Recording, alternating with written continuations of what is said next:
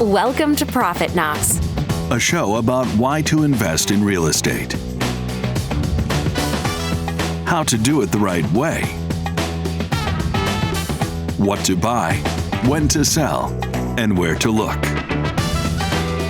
We talk to successful experts, unlock global opportunities, and show you ways to reach what matters most. Profits.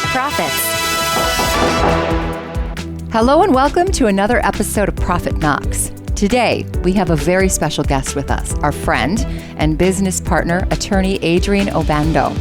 Adrian is the founder and a managing partner of Cresco Legal, a very successful law firm based in San Jose, Costa Rica, specializing in real estate law, immigration, and estate planning. Adrian and his team will show us why Costa Rica is an amazing place to invest in real estate, especially vacation rental properties, and what foreign buyers should know before investing in what I call paradise.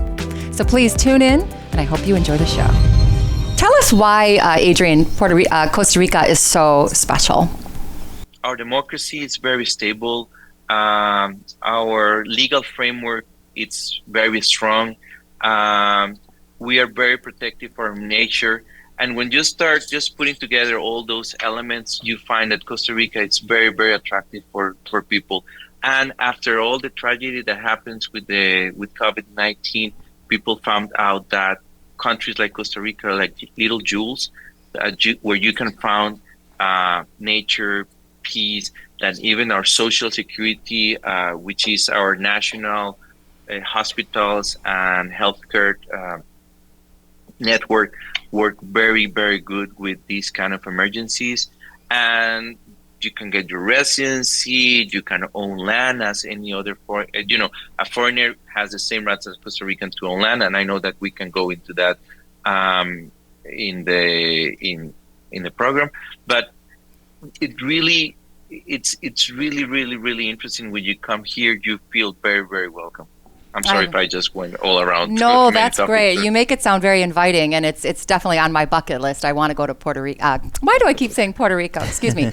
Costa Rica. Costa Rica. Costa Rica. I will visit someday. You know, Adrian, you touched you. on something very important. You know, we, meaning I and everyone here in the city of Chicago, are used to concrete, are used to steel buildings, are used to some amazing architecture. So when we hear someone say that, you know, we are going to a place where nature is pretty much appreciated, you know, it gives us a lot of joy knowing that same respect is being given over there in your country. So thank you so much for mentioning that. Thank you, George. Thank you. Yes, that nature is basically it's so important here, and you will see it. Many people see it, and this is a very, very quick comment, but many people see it as a negative aspect when they are like kind of developing or building, but it's only because it's very slow. The government wants to be sure that you don't create a negative impact in nature, that sometimes it's impossible to recover or will take years and years and years. So every time you are building a hotel, building a house, you need to go to the special environmental offices of Costa Rica just to be sure that there is no special corridor of fauna, or there's no special species that you are going to take off or out or cut. So even when you buy a property which you are the owner, but there's a beautiful tree, the government would tell you need to keep that tree as part of the conservation of the country. And the people that come here and have developed understand that, and I think that has been a real asset for the country in some way. Fantastic. That's a really good point, that you want the property to complement nature. Correct. Exactly. Yes. Exactly. Yeah, correct. Exactly. So I have heard that Costa Rica is very U.S. friendly, that 98% of the properties are listed in U.S. dollars. Is that true? Yes. Yes, the dollar, we have our official currency, which is the colon, Costa Rican colon. But the US dollar, it's a currency that it's used for many, many, many things. Correct. Properties are listed in dollars.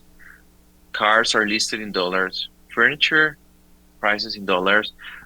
Restaurants, they're colones, but you can pay in dollars as well. From the ATM, you get dollars. You can have bank accounts in dollars here, which is not everywhere that you find that. And also, Costa Rica has been very, very friendly to the American investment and to the Americans. Actually, you see a lot of persons that just come to retire because it makes sense. You get your residency, and you can get a lot of value for your dollars here when you're renting, you're buying a car, and you're just spending on your day-to-day living. So it's very, very friendly. Mm. So tell us about Cresco Legal in general, Adrian. What do you guys specialize in particularly? Thank you. We, for the last more than 15 years, we have been doing real estate, and we have just mix that with our knowledge of foreign investment, contract and civil law, financing. So we have all those elements just to come to a very solid practice of real estate. Why all that? Because it's not that you just come and buy your property and that's all. You come your property, but where's your money coming from? Okay, no, this is a family investment. Okay, great. So you have some kind of estate planning in the United States that we need to reflect here. Do you have a family LLC, or you have a company LLC that will own the property here? How do you do it? Under what kind of format in Costa Rica, so that everything will be reflected as it has been envisioned by the owners in the United States. Due diligence, we check the property itself. We go and check the title to see it's clean. We go through a lot of aspects. Sometimes you need financing, owners financing, or even U.S. financing when it comes with sometimes same family members are providing financing, or you're just waiting for a property to be sold in the United States before you buy here. Sometimes you, in special occasions, and you need to go very careful about that, but it's very common for the IRA to be used to buy a property here, again, on the very specific procedures. So we at Cresco, we do real estate, but we combine our real estate with all the knowledge we have accumulated on other areas of practice. Fantastic. Adrian, you mentioned title. Title is something that we're used to here, just having recorded at a county or government level. And I know that in the past, some of our investors have been reluctant in investing in other countries because of the lack of record keeping. What is changing in Costa Rica that is making this much more transparent for the investor? George, thank you for that question. Actually, it's very interesting because we as in Costa Rica, we are attorneys, and when you become an attorney, then you are notary public. Notary public is a very important role in Costa Rica because it's an attorney acting with public faith as a notary public. And then you go into the public registry, which is a central public registry, when you can see the information, and not only see, but confirm the information of the title. And sometimes we go 20, 40, 50 years ago on the title study that we perform before a client obviously purchases the property. So it's a very solid central public registry that we have in Costa Rica to check on the title. And what we do is that when you are entering into a contract, you usually ask for a certain amount of time for due diligence, so that us, the attorneys and notary publics, can check the title and confirm the title is clean before you buy the property. And during that time of due diligence, and then we can go into more detail about this, but your escrow money, it's fully refundable, but it's deposited with an escrow agent that will that shows seriousness of you in the fact that you have X amount of money destined to this transaction. So, George, at Interproperties, one thing you guys do is you guys research properties down in Costa Rica, and then you connect the right investor with that property, correct? That is correct, yes. And then do you turn things over from there to your partner down in Costa Rica, Cresco Legal? That's correct. So once the investor has identified a property that they'd like to invest in, at that point in time, we do a soft handoff to the Cresco team in order for them to complete the process and really set up the stage for them to create what Adrian said, a good environment where you not only have an investment property that you're working with, but you also have your future assets protected. Right. So Adrian, take us through the whole process. Let's say an investor comes, sees a property that he or she wants, and they need to go from start to finish. You guys would see them through that entire process, correct? Correct. Once they identify the process through, the property through the team of Interproperties, then we start interacting. We first create, the first step is a letter of intent, meaning these are the general terms of a potential transaction. So this is the price, this is the property, this is the time that we need due diligence. It's like the basic elements. If the parties very quickly agree on those aspects, we have between 5 to 7 days just to create what we create a sale and purchase agreement or a promissory sale and purchase agreement, depending on how do we want to enter into the transaction. This agreement is now the document that will take the property out of the market while we are in serious negotiations. This document will tell you that, for example, for let's say an income-producing asset, which is a house that is using in the vacation rental business. So let's say we agree on a price, let's say $1 million. We'll put $100,000 in escrow, fully refundable during the due diligence. That due diligence, let's say, will take between 30 and 45 days, while we will check all the aspects about that property and the activity that property is doing. For example, we'll go and check the title. We'll go and check with the tax advisors if the property or the owners have filed correctly their income and have filed their taxes. We'll check if the property has been built according to the standards of the local municipality and any renovation or any other construction has been done according to standard and the rules. We check that the seller had the authority to sell the property, because if on the other side you have a seller, you need to check that he has all the authority and the right person on the other side will receive the money. So when we have completed all that, we submit a report to our client a few days before the due diligence is over, so that they will check this, what we call this picture of the property, as is at that moment. If everybody's comfortable with that, we will go to the next step where we'll say due diligence is approved and the money becomes non-reimbursable, but only because we're going to a closing. That will take us another couple of weeks, and because then the client needs to complete their deposit into the escrow account, plus their percentage of the closing cost, and then we'll go to a closing. That closing can happen, again, they can put the property into a personal name, they can put the property into an entity name, local Costa Rican entity, can be what you call in the United States a corporation, local, which for us will be a Sociedad Anónima, or an LLC, which our version is a limitada. Why is that useful? Because that will simplify things for you in the future. So let's say the closing comes, all the money is in escrow, and then the seller and the buyer needs to appear in front of another public, which is us, that we guarantee that the property, the deed will change hands in the public registry. And this will be another movement that will be shown in the history of the property.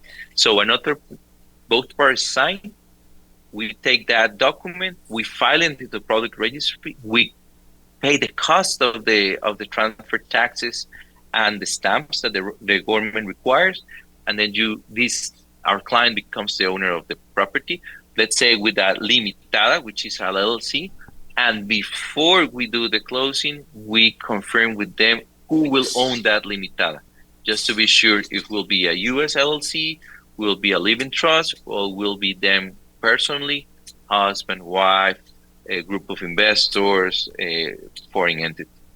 That's I hope amazing. it's not. Adrian, it sounds very similar to the U.S. system, right? There's a title revision period. There's a period of inspection.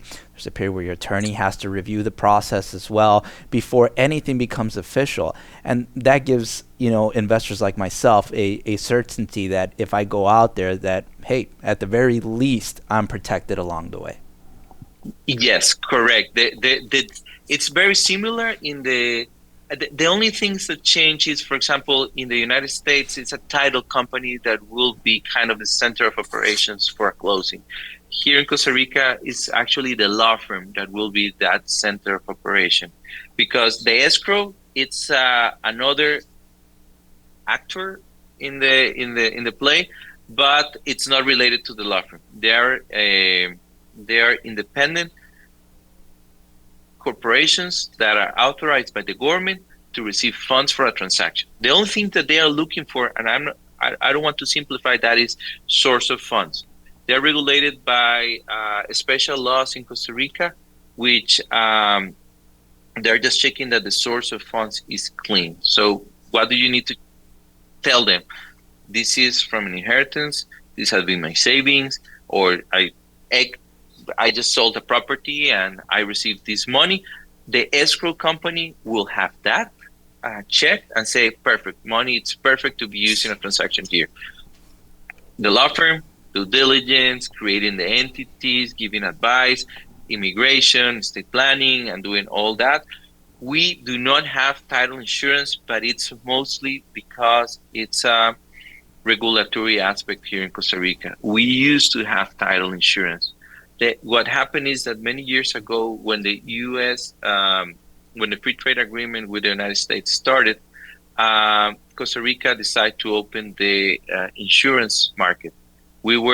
There was only one company that was owned by the government that provided insurance, which of course was a good business for the government, but then it had to open. So they had to create a supervisor of the insurance market. And when they created that supervisor, the supervisor just turned to the title insurance companies and said, like, you're selling insurance. And there's like, yeah, but this is another kind of insurance. It's mostly for the foreigners to feel comfortable to come to Costa Rica and invest. And we provide that insurance. But they said, well, I will need you to register with us. And because that was not the core objective of the supervisor, the process has taken too long. And just for start applying, you need to file.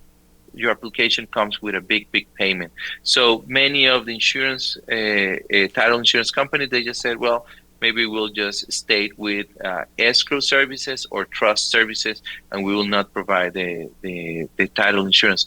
But the important thing about this story is that the country was good enough for the U.S. companies to provide title insurance, which means that they felt safe to provide title insurance in Costa Rica because of our public registry. Yeah, that's fantastic. Adrian, you mentioned limitada. I know that this is set up in LLC, we call it as a way to protect an investor's assets aside from their investment into the limitada, correct? And how common is that in Costa Rica for someone to set that up? It's very common. It's very common.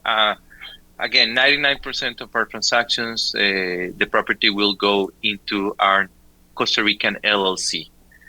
Again, why? Because it's an independent entity where the assets are protected. So whatever you're doing elsewhere, if that limitada states just holding the asset, that will be fully protected.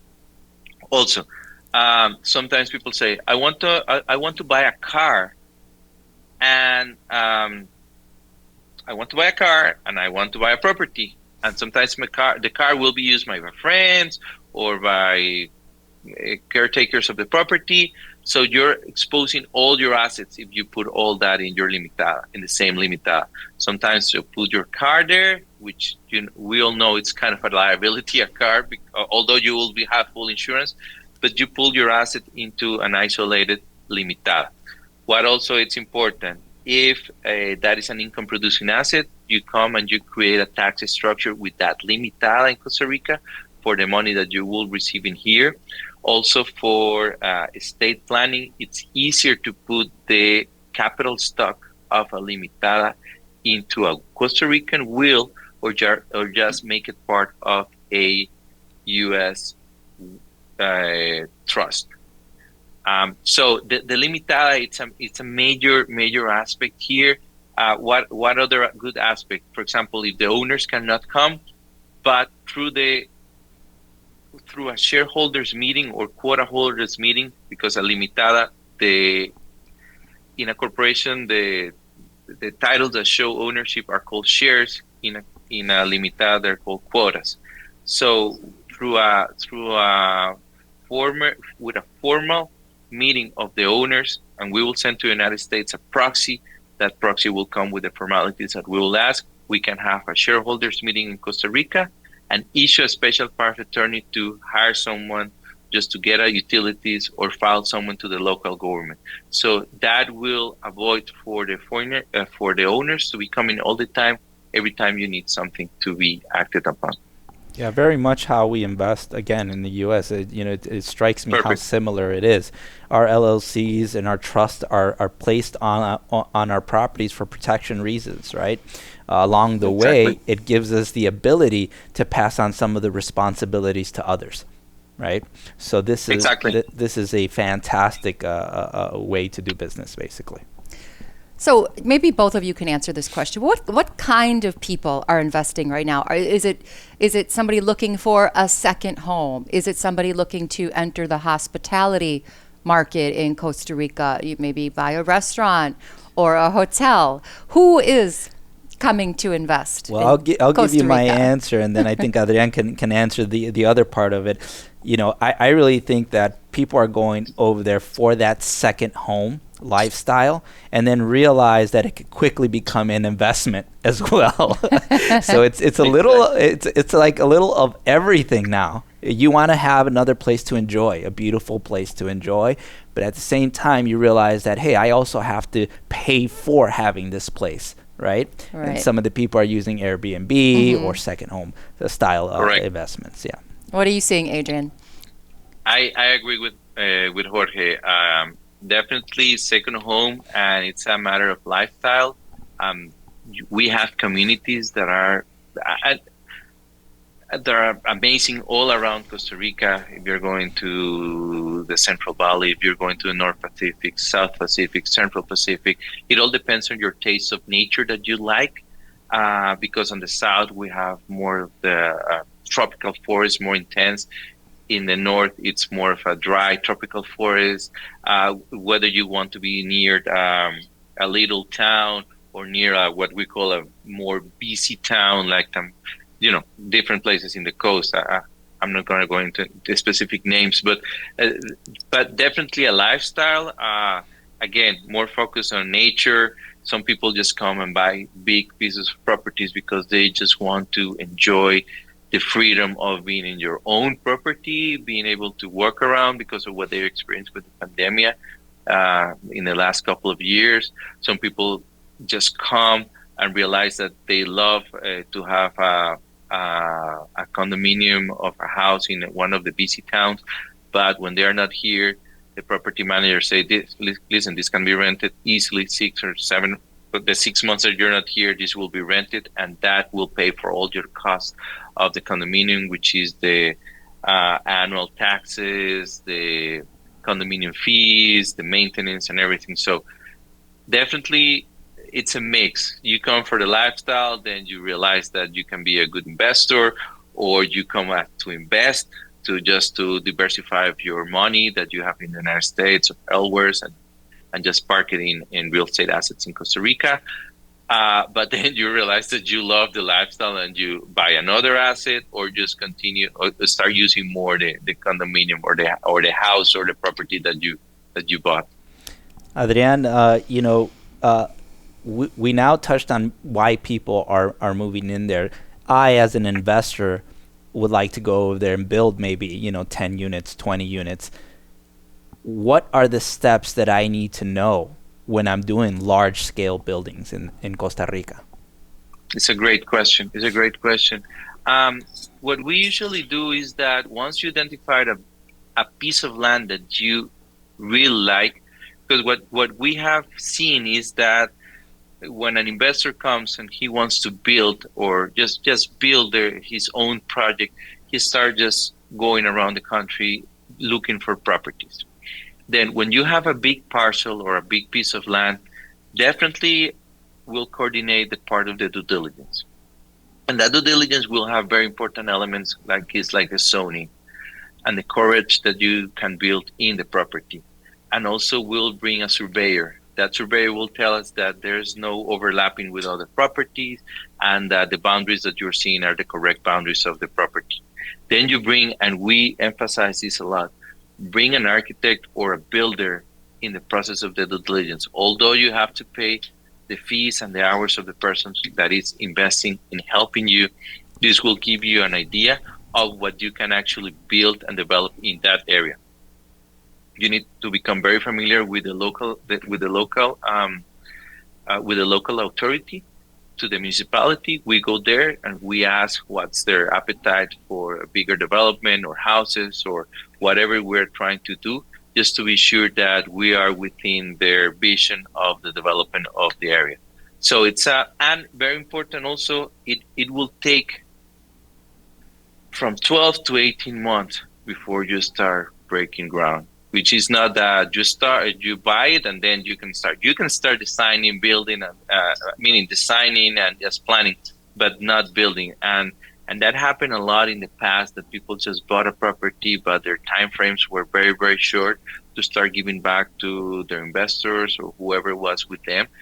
But they need certainty to calculate the amount of time they need to start to break ground in Costa Rica. So that it does take 12 to 18 months, you said, from start to finish to see the actual building Well, up in all its beauty. yeah, well, I mean, if you're building in especially in the city of Chicago, you appreciate the 12 months because it takes longer in Chicago. Sometimes it could take much longer, right? Depending on the politics behind it. So investors need to be a little patient, right? Yeah, just a exactly. little. Yeah, just a little patient.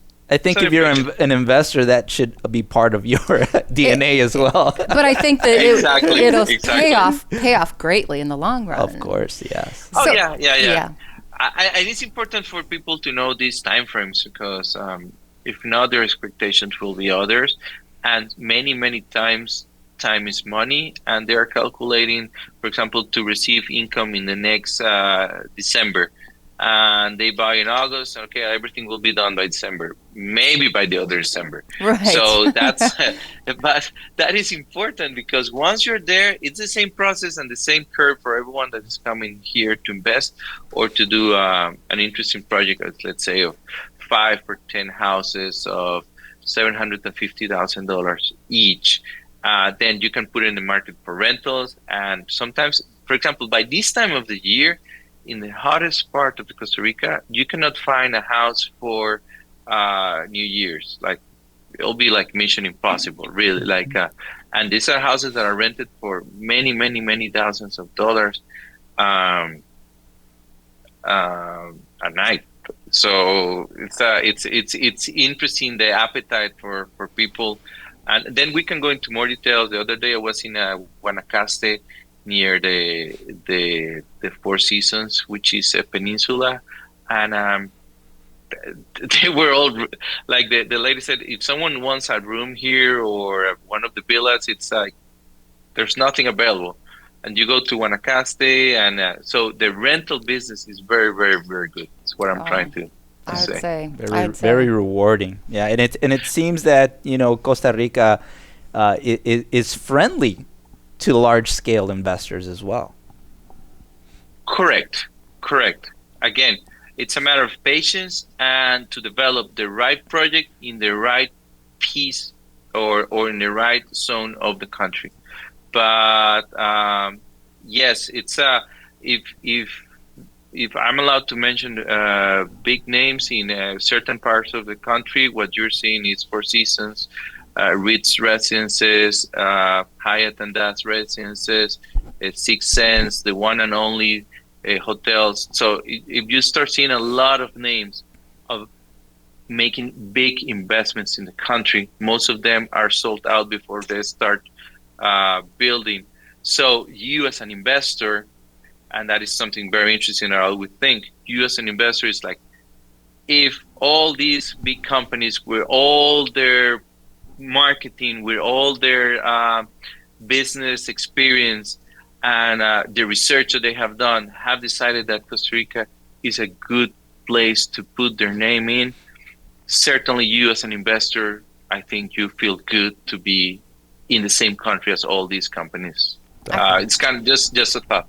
I could see how even seasoned investors such as yourself, George, would need an expert like Cresco Legal to help with all the things we're talking about, especially an investor who has really no experience at all but wants to kind of dip their foot into the market. You know, you almost can't do it without an expert such as yourself. Well, I think that, you know, in anything that you do, you're going to require the right team of experts behind you, right? And here at Interproperties, we've done the research. We know Adrian and his team are going to take care of you along the way. So because of that, we feel confident that whatever you do, whether it's the small scale investing or the large scale investing that you want to do now, we're going to be there for you throughout the whole process. That's important because you are investing a lot of money and you want to make sure everything goes smoothly. Right. You know, you're brave enough to take that leap and invest. And so with people like you guys, though, I mean, it would be a smooth process. And like Adrian said, you know, you follow the money trail, right? That's like a very important investing mentality. Wherever the large scale investors are going, you know, the Ritz-Carlton, all the big names that we just finished dropping right now, that tells you that their confidence level is there, one, and they foresee more money being trickled down into other parts. Okay, that's a good point. Yeah, it's a very good point. Yeah, it's a very good point. There's a lot of confidence in the country, so other investors might want to take that leap. Correct. Speaking of other investors, I know we want to touch on immigration a little bit, and we had talked about this previously, Adrian. Investors do need to make an investment of, is it $150,000 to even get a visa? It's a residency. Okay. Tell us about that. If you allow me to bring the person that it's an expert in immigration in our office, and we can do a pause, I'll tell her just to join us. We are going to. Yes, we're going to be talking to your associates during another show. So okay.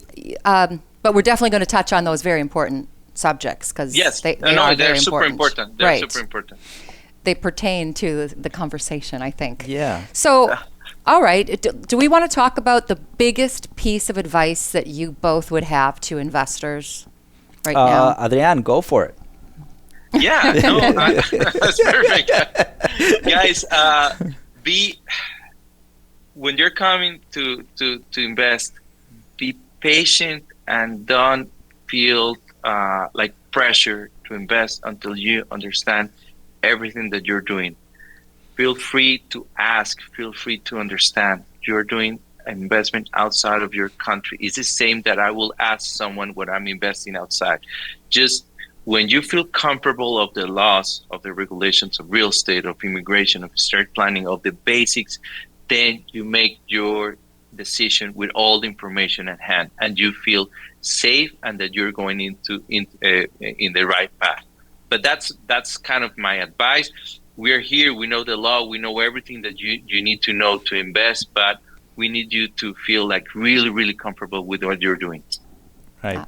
I would echo that by saying, yes, definitely learn the process of any other country that you're investing in. Once you get a good grasp of the process, it's really because you have the right team explaining this to you, okay? And remember that everything revolves around the people that you hire, right? It is always a team effort when you do something like this. Right. And having the research, having the team, okay, and having the right place all creates that great investment. Thank you for watching or listening, and we really hope you enjoyed today's episode. If you found this show useful but would like to learn even more, we have an amazing library of free guides, tips, and shows that you can download and explore anywhere, anytime. Just click on the link below or go to ProfitKnox.com. Also, every week we publish a new list of investment opportunities personally analyzed and researched by our team. So please make sure you subscribe to our newsletter, fill out that contact form, and follow us on all major podcast and video platforms. Until the next time, happy profits.